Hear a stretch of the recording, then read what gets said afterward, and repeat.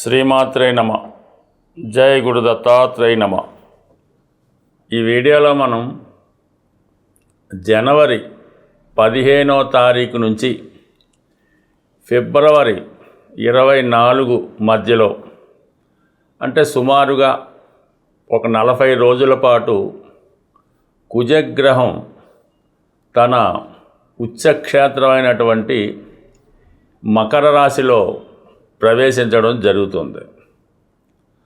So ఈ సమయంలో కొన్ని రాశుల వారికి లేదా కొన్ని లగ్నాల వారికి రుచిక మహాపురుష యోగం అనే పంచమహాపురుష యోగం అన్నది ఏర్పడడం జరుగుతుంది.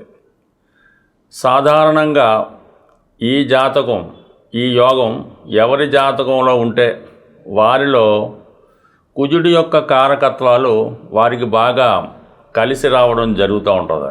అంటే విపరీతమైనటువంటి ధైర్య సాహసాలు, డామినేటింగ్ నేచరు, ఏదైనా ఒక పని ఉత్సాహంగా పూర్తి చేయడం జరుగుతూ ఉంటుంది.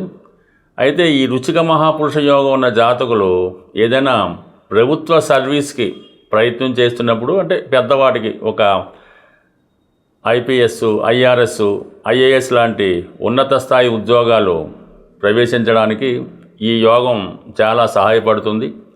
అలాగే రాజకీయాల్లో కూడా ఎమ్మెల్యే స్థాయి పై స్థాయిలో ఉండడానికి, అలాగే ఈ హోమ్ మినిస్టర్ లాంటి పోలీస్ శాఖకు సంబంధించినటువంటి వాటిలో హోమ్ మినిస్టర్ లాంటివి అవడానికి కూడా ఈ కుజుడు వారి జాతకంలో ఇటువంటి యోగంలో ఉండడం జరుగుతూ ఉంటుంది. అంటే ఈ రుచిక మహాపురుష యోగం ఏ విధంగా ఏర్పడుతుందంటే, కుజుడు తన స్వక్షేత్రాలైనటువంటి మేషకం, వృశ్చికంలో కానీ తన ఉచ్చక్షేత్రమైనటువంటి మకరంలో కానీ ఉన్నప్పుడు అవి మిగతా రాశుల వారికి కేంద్రం అయినప్పుడు ఈ యోగం అన్నది ఏర్పడుతూ ఉంటుంది. ఈ యోగ ప్రభావం ఉన్నవాళ్ళు పూర్వం సైన్యాధ్యక్షులుగా, కొంతమంది చక్రవర్తులుగా, రాజులుగా, అంటే యుద్ధం చేసి రాజ్యాలు సంపాదించే యోరులుగా వాళ్ళు విజయం సాధిస్తూ ఉండేవారు. నౌ-ఏ-డేస్ అయితే వీళ్ళు ఎక్కువగా ఈ పోలీస్ డిపార్ట్మెంట్లోను, రాజకీయాల్లోనూ, రియల్ ఎస్టేట్ రంగంలో, అంటే ఒక సాధారణటువంటి వ్యక్తులు, ఒక సాధారణటువంటి డైలీ కూలీగా ఉన్నటువంటి వాళ్ళు ఈ భూమి సంబంధించింది, స్థిరాస్తి సంబంధించింది కన్స్ట్రక్షన్ రంగంలో ప్రవేశించి వేల కోట్లు సంపాదించారంటే వారి జాతకంలో కుజుడు బలంగా ఉండడం, ఇటువంటి రుచిక మహాపురుష యోగం వారి జాతకంలో ఏర్పడడం వల్ల వారి జీవితంలో సాధారణ స్థాయి నుంచి చాలా ఉన్నత స్థాయికి వెదగడానికి ఈ గ్రహస్థితి కారణమవుతుంటుంది. ఇప్పుడు ఏర్పడినటువంటి ఈ కుజుడు మరి ఈ జనవరి 15వ తారీఖున మకర రాశిలో ప్రవేశించి ఫిబ్రవరి 24 వరకు అదే రాశిలో ఉన్నప్పుడు మరి ఏ రాశుల వారికి ఎటువంటి బలాన్ని ఇవ్వబోతున్నాడు, ఎటువంటి యోగాన్ని ఇవ్వబోతున్నాడు అన్నది వివరంగా ప్రతి వీడియోలో ఎవరికి వారికి ఇండివిజువల్గా తెలుసుకునే ప్రయత్నం చేద్దాం. సింహరాశి వారికి జనవరి 15 నుంచి ఫిబ్రవరి 24 మధ్యలో కుజుడు 6వ స్థానమైనటువంటి తన ఉచ్చక్షేత్రంలోకి మారడం వల్ల ఈ రాశి వారికి ఏ విధంగా ఉండబోతుంది అని ప్రయత్నం చేసినప్పుడు, మరి సింహరాశి వారు ఏదైనా ఒక ప్రయత్నం అనేది చాలా గొప్పగా ప్రయత్నం చేయడం జరుగుతూ ఉంటుంది. ఏదైనా ఒక ఉద్యోగం కానీ, ఒక రాజకీయంలో కానీ ఉన్నప్పుడు సాధారణంగా వీళ్ళు ప్రభుత్వ ఉద్యోగాల్లో ఏదో గ్రూప్ 1, సివిల్స్, ఐపీఎస్ అటువంటి వాటికి ప్రయత్నం చేస్తూ ఉంటారు. అలాగే రాజకీయ రంగంలో ఒక చీఫ్ మినిస్టర్ అవ్వాలను, లేదంటే ఒక ఎమ్మెల్యే స్థాయికైనా ప్రయత్నం చేస్తారు తప్ప సాధారణంగా చిన్న స్థాయిగా వీడు వెళ్ళడానికి ఇష్టపడరు. అలాగే వీరు స్వతంత్రంగా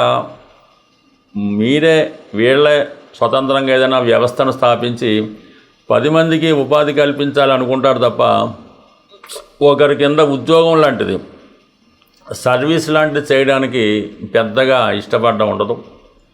మరి కొంతమంది వాళ్ళు పెద్దవాళ్ళు అయితే ఏదైతే ఒక సమాజ సేవ, ఒక డాక్టరో, ఒక రాజకీయ నాయకులు, అంటే వారి పూర్వీకులు తండ్రి గారో తాతగారో ఏ వృత్తిలో ఉంటారో అదే వృత్తిని వీళ్ళు ఇంకా విస్తృతంగా పెద్దదిగా చేయాలనే ప్రయత్నం చేయడం జరుగుతూ ఉంటుంది.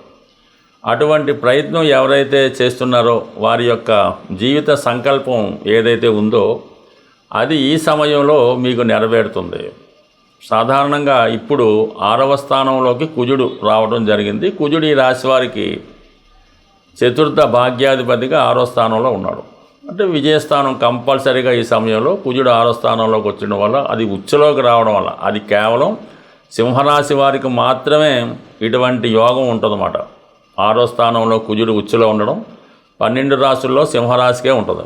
అందుకే వాళ్ళు ఎక్కువగా పోటీలో, ఎటువంటి పోటీలో అయినా ఖచ్చితమైన విజయాన్ని సాధించడం జరుగుతూ ఉంటుంది. తగిన గుర్తింపు కూడా వారికి రావడం జరుగుతూ ఉంటుంది. అంటే ఒకవేళ ఏదైనా ఏదో కారణాల వల్ల పోటీలో ఓడిపోయినా వీళ్ళ వరకు ఏదో ఒక గుర్తింపు రావడం జరుగుతూ ఉంటుంది అన్నమాట.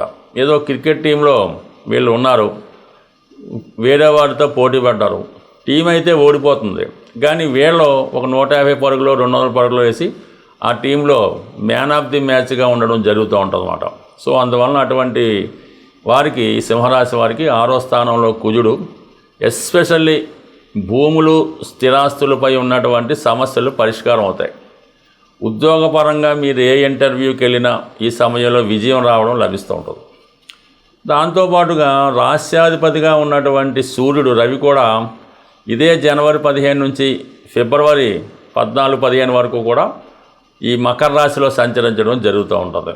అందువలన ఏంటంటే ఏదో అగ్నికి ఆజ్యం పోసినట్టు ఈ సింహరాశి వారికి రవి అగ్నితత్వ గ్రహం, కుజుడు కూడా అగ్నితత్వ గ్రహం, ఈ 2 అగ్నితత్వాలు 6వ గ్రహంలో ఉండడం వలన ఎంత గొప్ప అపోజిషన్ ఉన్నా, ఎంత గట్టి పోటీ అయినా ఈ సమయంలో మీరు నెరవేరుతారు.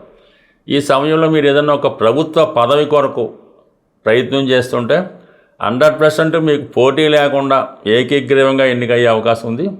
లేదు ఒక ఉద్యోగంలో ఇంటర్వ్యూకి వెళ్ళాలనుకున్నా కూడా మీరు ఈ సమయంలో సక్సెస్ సాధిస్తారు. సో ఏదైనా ఈ సమయంలో అంటే రవి కుజుడు 6వ స్థానంలో ఉండగా ఎవరైతే సింహరాశి వారు ప్రభుత్వ ఉద్యోగం కొరకు కానీ మరి ఏదైనా పదవి కొరకు కానీ ప్రయత్నం చేస్తున్నారు అనుకుందాం, ఇప్పుడు ఇమీడియట్గా రావు కాబట్టి ఈ సమయంలో మీరు ఏదైనా ఒక సివిల్స్ వెళ్దాం అనుకుంటున్నారు, ఈ సమయంలో ఒక మంచి ముహూర్తంలో ఏదైనా ఒక ఇన్స్టిట్యూట్లో చేరడం, దానికి కావాల్సినటువంటి లిటరేచర్ అంతా కూడా సమకూర్చుకోవడం ఒక మంచి ముహూర్తంలో ఈ సమయంలో ప్రారంభిస్తే రాబోయే ఎగ్జామ్స్ ఏవైతే ఉంటాయో ప్రభుత్వ సర్వీస్కి దాంట్లో కంపల్సరీగా వీళ్ళు విజయం సాధించడానికి అవకాశం ఉంటుంది. ఎందుకంటే ప్రస్తుతం ఉన్నటువంటి ఈ రాస్యాధిపతి రవి 6వ స్థానంలో కుజుడితో పాటు నెమ్మదిగా తన ఉచ్చ స్థానంలోకి ప్రయాణం చేస్తూ ఉంటాడు, మేషరాశిలోకి.